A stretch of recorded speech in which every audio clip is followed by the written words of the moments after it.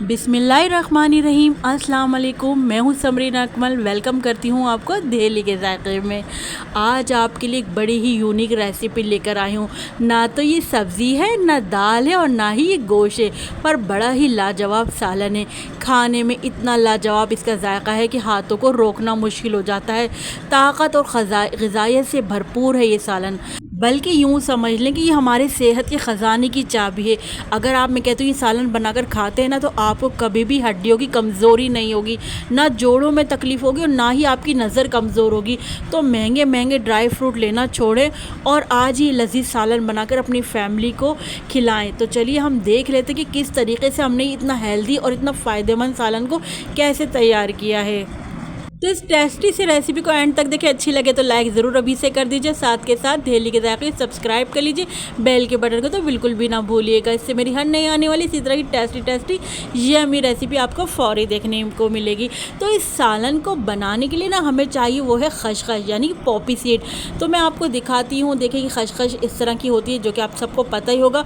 खसखस और इसके धोने का तरीका भी मैं आपको बताऊँगी। छोटे छोटे से दाने जो होते हैं ना, ये कैल्शियम का ख़जाना होते हैं। अगर आप खसखस का इस्तेमाल करते हैं, वैसे तो हम दूध में पकाकर भी इसको पीते हैं और मुख्तलिफ़ तरीक़ों से भी खसखस का इस्तेमाल किया जाता है, लेकिन आज हम खसखस से बनाएंगे एक बहुत ही मज़ेदार सालन, जो कि ज़ायक़े में मैं कहती हूँ इतना लजीज बनेगा कि आपको इसकी फीलिंग आएगी जैसे आप कोई बहुत ही मज़ेदार सा आमलेट खा रहे हो। तो यहाँ सबसे पहले हमने क्या करना है, खसखस को भिगोने के लिए रख दिया। अच्छा, यहाँ पर मैंने खसखस को 2 घंटे के लिए भिगोने के लिए रखा है। अगर आपके पास टाइम कम हो तो आप इसे आधे घंटे के लिए भी भिगो सकते हैं। अच्छा, यहाँ पर हमने खसखस को भिगोने का मकसद ये है कि इसमें बहुत मट्टी और रेत होती है, तो क्या होगा, मट्टी और रेत नीचे आराम से बैठ जाएगी। अच्छा जी, यहाँ पर जो है खसखस को रखे हुए 2 घंटे हो गए, तो अब मैं इसको वॉश कर रही हूँ। खसखस ले ली, तो मैंने 100 ग्राम खसखस लिए, इसमें मैंने पानी डाला और उसको मैं वॉश कर रही हूँ। तो देखिए वॉश क्या इस तरह करना है, हमने इसमें पानी डाला और उसको हिलाते हिलाते हम दूसरे बाउल में कन्वर्ट करते जा रहे हैं। फिर पानी डालेंगे, फिर इसी तरीके से हम उसको बाउल में डालेंगे और खसखस को इस तरह से हमने धो लेना है। अच्छा जी, यहाँ पर देखिए मैं आपको दिखाऊंगी कि इसमें कितनी मट्टी और रेत होती है। अगर आप सोचें हम इसको साफ़ ना करें तो कितनी मट्टी और रेत हमारे मतलब खाने के इसमें पकेगी, तो बिल्कुल फिर तो ये खाया ही नहीं जाएगा। आप ये देखें, नज़र आ रही है अब आपको ये मिट्टी और रेत। ये देखें, इसको भिगोने का मकसद यही था कि 1-2 घंटे में मट्टी और रेत जो है नीचे आराम से बैठ जाती है। ये देखें कितनी मट्टी और रेत निकली। अच्छा, यही अमल ना जो हम कर रहे हैं, इसको आपने 3 से 4 बार इसी तरह पानी से को आपने जो है वॉश करना है। खसखस को 3 से 4 बार आप जब ये अमल करेंगे तो आपकी खसखस बिल्कुल साफ़ हो जाएगी। चलिए, अच्छा फिर मैंने क्या किया, खसखस का पानी फेंक कर ना खसखस को ना यहाँ पर मैंने पीस लिया है। तो आप चाहे तो इसको मिक्सी जार में पीस सकते हैं अगर आपकी मशीन में पीस जाए तो, नहीं तो मैंने क्या किया, इसको सिलबट्टे में पीस लिया था। हमने खसखस को एक साइड पर रख दिया है। आ जाते इसकी कुकिंग की प्रोसेस है। तो यहाँ पर हमने क्या करा, हस्बे ज़रूरत ना हमने ऑयल ले लिया है। अब इसमें मैंने क्या करा, एक दरमियाने साइज़ की प्याज ली, उसमें थोड़ा सा पानी डालकर ना मैंने इसको मिक्सी जार में पीस लिया है। बिल्कुल फ़ाइन पेस्ट हमने बना लिया है। अच्छा, आप चाहे तो यहाँ पर चॉप प्याज का भी यूज़ कर सकते हैं ना। अच्छा जी, प्याज को यहाँ पर जो है मैंने जो है फ्राई कर लेना है। तो यहाँ पर प्याज को हम जस्ट इतना फ्राई कर लेंगे कि इसका कलर चेंज हो जाए, मतलब थोड़ा सा पकने की तरफ आ जाए इसका कलर ना। आप देख रहे हैं कलर चेंज हुआ, यानी कच्चापन दूर हो गया यहाँ पर ना प्याज को फ्राई करने से। तो मैंने 1/2 टीस्पून यहाँ पर ना लहसुन अदरक का पेस्ट शामिल कर दिया है। तो लहसुन अदरक के पेस्ट को भी ना मैं यहाँ प्याज के साथ फ्राई कर लूँगी, ताकि लहसुन अदरक के पेस्ट का कच्चापन भी दूर हो जाए। ये देखें, आपको जैसे कि नज़र आ रहा होगा, यहाँ पर प्याज और लहसुन अदरक का पेस्ट का जो है कच्चापन दूर हो गया है। चलिए जी, जब से हमारी यहाँ पर प्याज और लहसुन अदरक का पेस्ट फ्राई हुआ, तो अब यहाँ पर हम शामिल कर देंगे कुछ स्पाइस। तो स्पाइस में मैंने यहाँ पर 1/2 टेबल स्पून कश्मीरी मिर्चें ले ली हैं, 1/4 टीस्पून मैंने हल्दी ले ली है, 1/2 टीस्पून मैंने ज़ीरा पाउडर ले लिया है, और इसी तरह 1/2 टीस्पून मैंने यहाँ पर आमचूर पाउडर ले लिया, जिसको हम पिसी हुई खटाई भी कहते हैं। 1/2 टीस्पून मैंने यहाँ पर कुटी हुई लाल मिर्च ले ली है और 1/2 टीस्पून ही यहाँ पर पिसी हुई लाल मिर्चें ले ली हैं। अब इन तमाम स्पाइस को हमने अपने जो है इसमें डाल देना है और इसको अच्छे से यहाँ पर तमाम स्पाइस को अपने सालन में यहाँ पर अच्छे से मिक्स कर लेना अपनी प्याज में। अच्छा, यहाँ पर मैं बताऊँ, इस टाइम में नमक डालना भूल गई थी, लेकिन आगे जाके मैंने 1/2 टीस्पून ही नमक ऐड कर दिया था। अच्छे से तमाम मसाले को मिला लेते हैं। मिलाने के बाद यहाँ से अब हमने इसकी कर देनी है भुनाई स्टार्ट ना। तो मसाले को यहाँ पर अच्छे से हमने भूनते जाना है। अच्छा, मैंने क्या किया, 4 से 5 मिनट तक यहाँ पर ना मसाले की ना अच्छे से भुनाई करी ना। तो देखिए 4 से 5 मिनट में मसाला यहाँ पर हमारा अच्छे से भुन गया, ऑयल भी सेपरेट हो गया। तो मैंने क्या करा, भुनाई के बाद ना यहाँ पर पानी ऐड कर दिया है ना।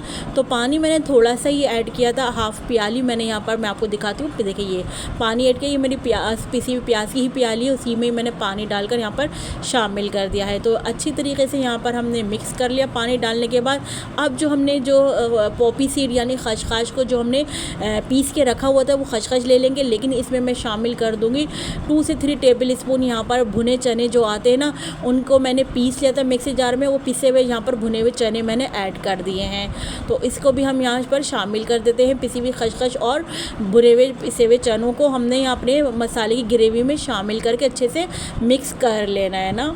और जब हम अच्छे से मिक्स कर लेंगे तो यहाँ पर हम साथ साथ भुनाई भी करते जाएंगे खसखस की ना मसालों में, ताकि मसाले और खसखस इन सब का कच्चापन भी साथ साथ दूर होता रहे।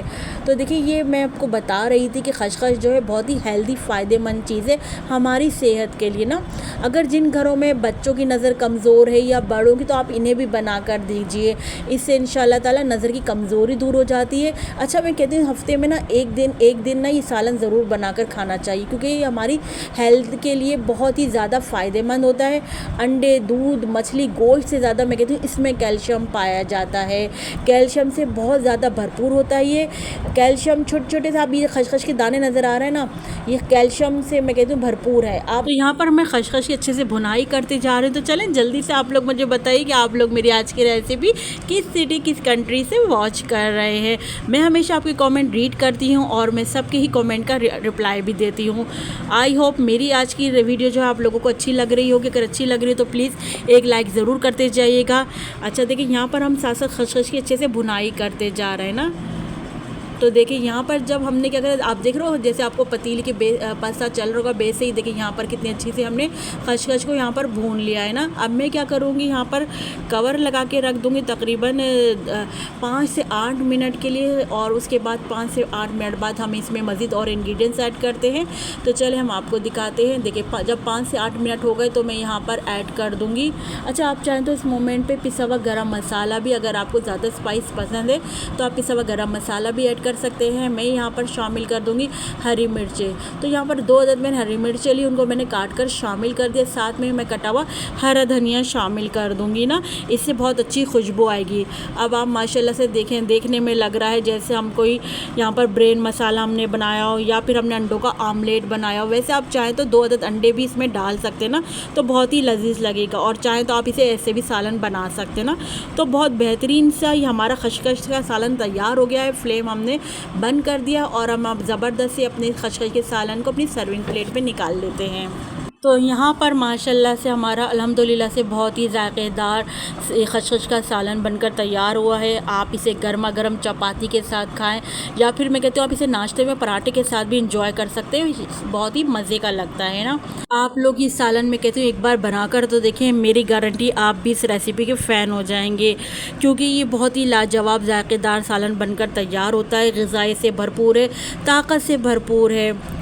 आप क्या कर रहे हैं, इसकी माशाल्लाह से आप फाइनल लुक चेक करें, कितना ज़बरदस्त हमारा ये खसखस का सालन लग रहा है। यकीन मानिए कि अगर ये सालन बनाकर आप लोग खा लेते हैं ना, तो कभी भी मैं कहती हूँ आप लोगों को कमज़ोरी महसूस नहीं होगी।